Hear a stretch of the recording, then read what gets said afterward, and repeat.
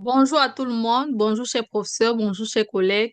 Dans le cadre du master d'épileptologie, il nous a été demandé de faire un travail qui porte sur l'interrogatoire pour une première crise d'épilepsie. Ce travail a été préparé par les différents membres du groupe 2. En effet, la pathologie dont nous allons vous parler est une pathologie très fréquente chez l'adolescent, avec un bon pronostic et une prise en charge favorable. Bonjour, soyez les bienvenus. Pouvez-vous me rappeler le prénom et l'âge de votre enfant? Oui, docteur. Mon enfant, il s'appelle Ahmed et il a 7 ans. Très bien. Pouvez-vous me décrire ce qui s'est passé, ce qui vous a inquiété?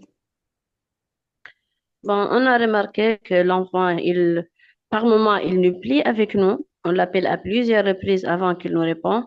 Et cette situation devient de plus en plus fréquente, parfois même plusieurs fois dans la journée. Vous avez remarqué ça depuis quand? Bon, écoutez, docteur, on l'a remarqué durant les vacances d'été dernier, mais honnêtement, on n'a pas donné une très grande importance à ces différents épisodes. On s'est dit peut-être qu'il était très concentré sur la télé ou alors sur le smartphone. Mais dernièrement, docteur, on a reçu un appel de l'école nous disant qu'il perd la concentration. Il n'est pas très concentré ni avec les professeurs, ni avec les amis. C'est à ce moment-là qu'on a pris ce problème très au sérieux. Pouvez-vous me décrire exactement qu'est-ce qu'il a fait? Bon, il est là en train de manger ou en train de parler. Et tout à coup, il devient figé, il fixe les regards d'un seul côté. On disait qu'il se concentre sur quelque chose et il ne répond pas quand vous l'appelez. Et après, qu'est-ce qu'il fait? Après, brutalement, il reprend rapidement ce qu'il faisait avant. Hier même à table, il a présenté la même épisode. J'ai même passé ma main devant son visage. Il n'a même pas réagi. Et ça dure combien de temps à peu près?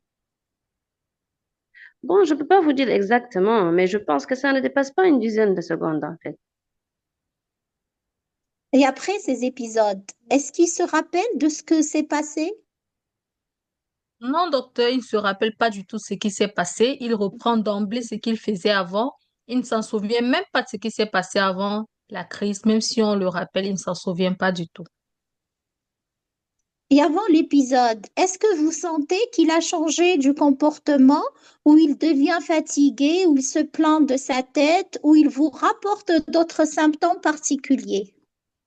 Ah, non, pas du tout. Ça vient, ça part de façon très rapide. Est-ce qu'il y a des signes associés, par exemple des mouvements des yeux ou de la mâchoire ou des membres? Non, docteur, on n'a rien noté de particulier pour ça. Rien du tout. Et comment est son sommeil? Il n'a pas de problème du sommeil. Son sommeil est calme et il se couche tôt. Est-ce qu'il a des fuites urinaires durant la journée? Non, docteur, pas du tout. Est-ce que vous avez remarqué une régression scolaire chez lui? Oui, docteur, on vous l'a dit tout à l'heure, on a reçu un appel de l'école nous disant qu'il pèse souvent la tête, il a la tête en l'air. Et aussi, on a noté beaucoup de vide dans son cahier avec des notes qu'il n'avait pas d'habitude. Est-ce que vous avez filmé ces épisodes? Malheureusement, non. Avez-vous observé un lien entre ces épisodes et certains facteurs déclenchants comme la fatigue, le stress ou même l'exposition à la lumière? Bon, en fait, j'ai pas remarqué ça. La seule chose que j'ai remarqué, c'est que lorsqu'il dort bien, il fait moins ses épisodes le lendemain. À part ce problème, la grossesse et l'accouchement se sont déroulés normalement? Oui, oui, tout était normal. Est-ce qu'il a présenté des convulsions avec de la fièvre lorsqu'il était petit? Non, non, pas du tout. Il n'a pas d'autres problèmes de santé? Bon, rien de particulier en dehors des épisodes d'angine. Est-ce qu'il y a des antécédents d'épilepsie ou de maladies neurologiques dans la famille? Docteur, écoutez, c'est notre seul enfant et dans la famille, il n'y a pas de problème particulier, rien à ce que je sache. Pensez à quoi, docteur? Ce que vous venez de décrire est typique d'une crise d'épilepsie de type absence. Épilepsie. Mais docteur, mon enfant, il ne chute pas. Il ne fait pas de mouvements anormaux ni de contractions.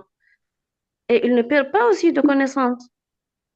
Oui, madame, effectivement, mais les absences sont d'autres types d'épilepsie caractérisées par une rupture de contact bref, sans manifestation motrice. Ne vous inquiétez pas, madame.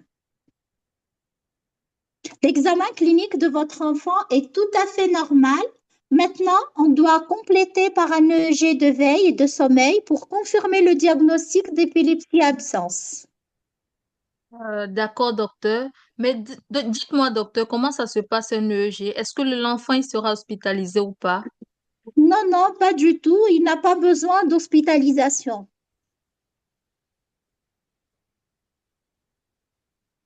Docteur, est-ce que cette maladie est grave? Non, madame, c'est une épilepsie résolutive qui finira par disparaître avec l'âge au maximum autour de la puberté et elle est bien contrôlée sous traitement bien adapté. Ah, donc, il va prendre un traitement. Et est-ce que c'est un traitement à vie, docteur?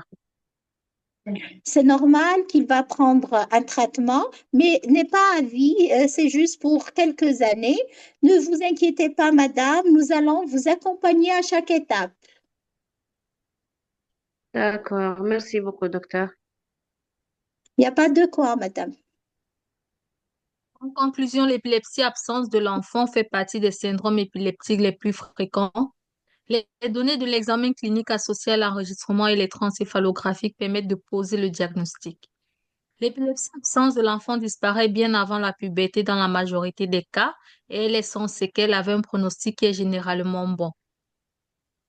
Là sont notées les différentes références que nous avons utilisées pour pouvoir élucider ce travail. Nous vous remercions. Voilà les noms des différents membres du groupe 2. Merci pour votre attention.